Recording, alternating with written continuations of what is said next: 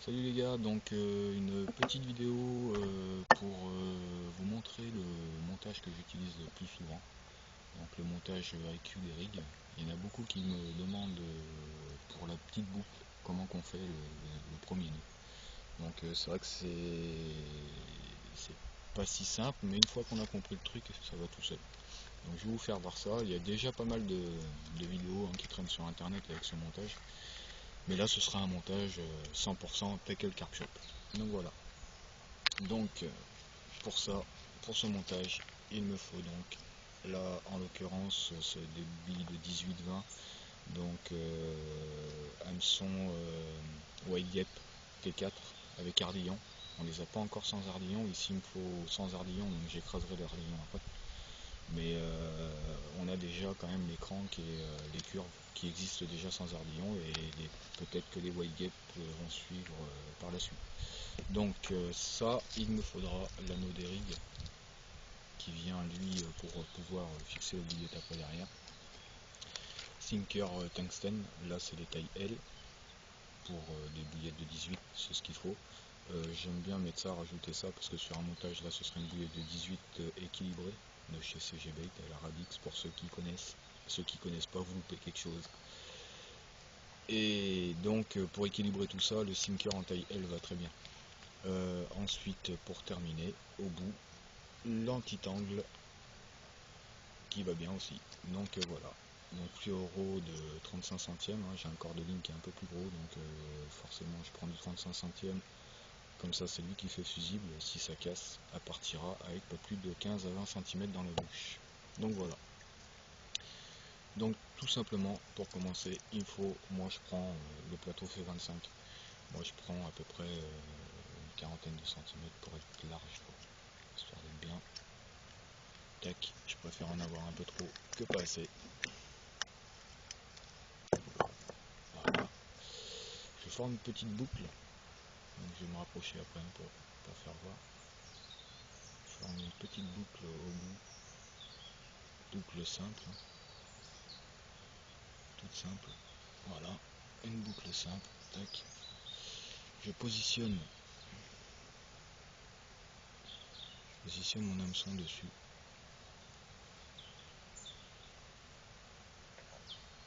Voilà, je laisse dépasser d'à peu près à 2 cm derrière, 2 cm, 1 cm et demi.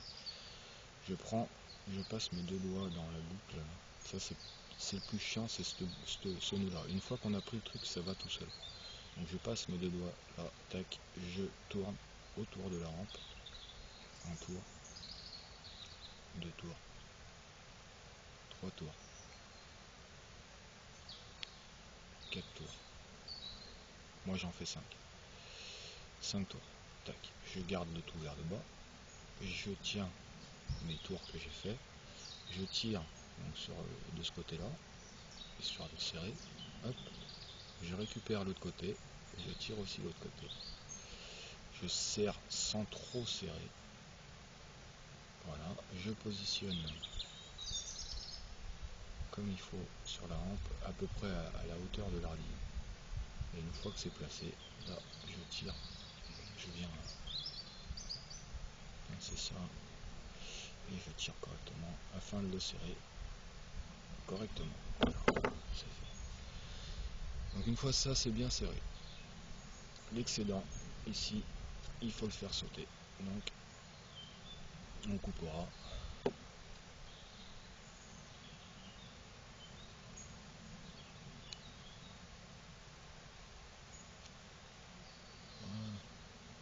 On coupera. Voilà, ça c'est fait. Donc on a notre premier nœud. C'est celui qui est le plus important en fait, qui va vous faire votre anneau. Enfin votre anneau, votre déco de l'écu des rigs. Donc voilà, de là, je prends l'anneau des rigs. Faut pas l'oublier lui. Moi ça m'est arrivé de les oublier une fois qu'on a fait le montage complet et qu'on a oublié l'anneau, on n'a plus rien pour fixer la bouillette. Ça énerve un peu. Donc tac, c'est d'en sortir qu'un. Hop, voilà, j'ai l'anneau, je passe l'anneau dans le nylon, enfin dans le fluoro. Tac. on emmène le hameçon, et là on va former le dé en passant le fluoro de l'extérieur de l'hameçon vers l'intérieur de l'hameçon. Hop, tac. Donc vous gardez à peu près la longueur qu'il vous faut, donc ça c'est pas mal. Ça moi, ça me va bien. Voilà. Et de là après on fait comme un hameçon, comme un nœud sans nœud, comme voilà, montage traditionnel, nœud sans nœud. Moi je fais 5 tours toujours, et je passe toujours, alors sur un hameçon, le yé est toujours fermé d'un côté, je passe toujours à l'opposé de ce côté là pour ne pas que mon fil, enfin ça c'est psychique, mais je pense pas que ça passerait, mais moi c'est par sécurité, je passe à l'opposé, comme ça le fil ne repasse pas dans l'ouverture de cette yé. Voilà, 5, et toujours je repasse de l'extérieur de l'hameçon vers l'intérieur de l'hameçon.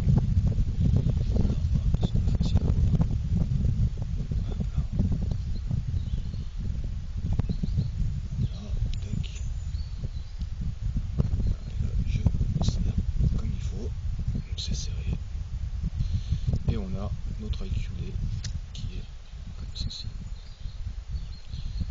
Voilà, avec la petite boucle là qui va bien. Donc ensuite, je passe un sinker.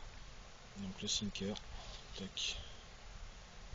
Donc pour ce faire, alors le sinker hein, c'est bien parce que c'est bien foutu, c'est fait sur ces petits trucs en acier là, avec une boucle au bout. Passez votre backline dedans là, juste quelques centimètres, et vous tirez le sinker, poum, ça le fait passer dans le backline. Vous l'emmenez là où vous avez envie. Moi je le mets à peu près à 2-3 cm de l'hameçon. Tac, voilà, à peu près. Là on est bon. Il me reste juste à faire cette petite boucle au bout. Une boucle qui va bien. Donc moi ici j'ai un fond qui est plus ou moins vaseux, je vais laisser une vingtaine de centimètres. Enfin plus ou moins vaseux. Si on tape le milieu, c'est bien vaseux. Donc une vingtaine de centimètres. Tac. Un nœud traditionnel, hein, tout simplement.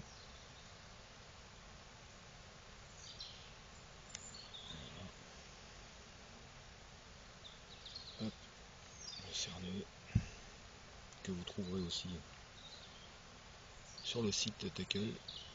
Le cerneux qui va bien. Hop, la petite pince Tackle qui va bien. Alors celle-là elle est juste excellente. Multifonction, vous avez pour couper, pour serrer, pour serrer justement aussi. Pour serrer les nœuds. Là je passe moi j'aime bien parce que je passe mon hameçon dedans. Tac, et ça me permet de serrer le tout correctement. Voilà, là ça bougera pas. Donc il nous reste juste l'anti-tangle à passer. L'anti-tangle pareil. Donc là déjà je coupe l'excédent de ça. Je laisse à peu près 1 cm et je mets un coup de briquet. Je mets un coup de briquet dessus. Hop. Histoire de faire une petite boule quoi, je sais pas, c'est pareil, ça c'est psychique, ça verrouille, j'ai l'impression que si ça glisse ça va verrouiller. Voilà, j'aime bien j'aime bien pêcher en toute sécurité, c'est ce qui fait la confiance, c'est ce qui fait tout. Sur une pêche, ça fait beaucoup. Si on n'a pas confiance, faut recommencer, il n'y a pas photo. Donc les antitangles, alors les antitangles qu'on a ils sont assez longs, alors si vous voulez, après si vous n'aimez pas la longueur, vous recoupez à la longueur que vous voulez. Moi je les recoupe, j'enlève toujours à peu près 1 cm, je sais pas pourquoi, c'est pareil. 1 cm de moins, hop, ça me garde un peu plus de souplesse. Donc hop, j'enlève 1 cm, une aiguille à épissure, enfin grosse épissure. Tac. Hop là, je passe dedans. Donc voilà, là mon montage, il est opérationnel. Voilà.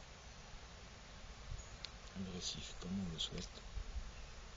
Voilà. Donc là en l'occurrence, on va le monter avec une bouillette de 18.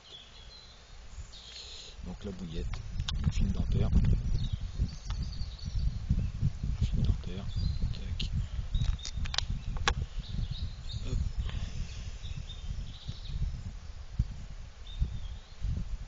fil dentaire, on le passe dans l'anneau. Hop. On le replie sur lui-même en deux, donc il est dans l'anneau. On le replie sur lui-même en deux. On passe la bouillette dedans.